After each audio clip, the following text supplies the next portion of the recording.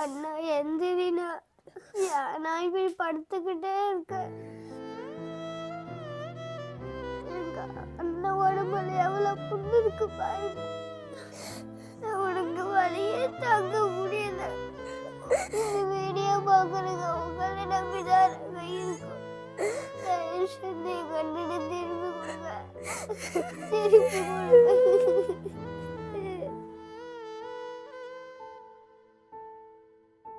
இந்த நோம்புல எல்லாத்துக்கும் சதா குடிப்பீங்கல்ல, அதுல ஒரு பங்கு எங்க அண்ணனுக்கு கொடுப்பீங்களா? நான் அல்லாஹ் கிட்ட துவா செய்யறேன். எங்க அண்ணன் எனக்கு வேணும்.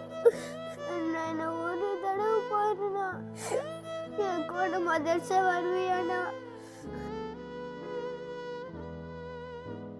என் பையனோட நிலைமைய பாத்தீங்களா? அவனுக்கு எத்தனை ஆபரேஷன் பண்ணிருக்காங்க. வயிற்றுல, தலையில, இந்த சைடு எல்லா பக்கம் என் குழந்தைக்கு ஆபரேஷன் பண்ணிருக்காங்க. இன்னும் 2 ஆபரேஷன் பண்ணா என் குழந்தை பேசும் பார்க்கணும்னு சொல்லியிருக்காங்க. உங்களால உதவி செய்யுங்க. எனக்கும் ஆசை இருக்குது. என் பையன் நடக்கணும், பேசணும், பார்க்கணும். எல்லா குழந்தைகளும் வரையும் ஸ்கூலுக்கு போகணும், மாசாக்கு போகணும். இந்த ரமலான் நோம்புல எத்தனையோ பேத்துக்கு நீங்க உதவி செய்வீங்க. அதுல ஒரு பங்கு என் குழந்தையோட உயிரை காப்பாத்து. சதக்காவா என் குழந்தைக்கு கொடுங்க.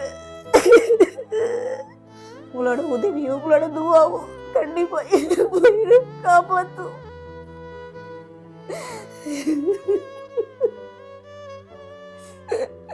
என் பேர் தமிழ் பிரியன்.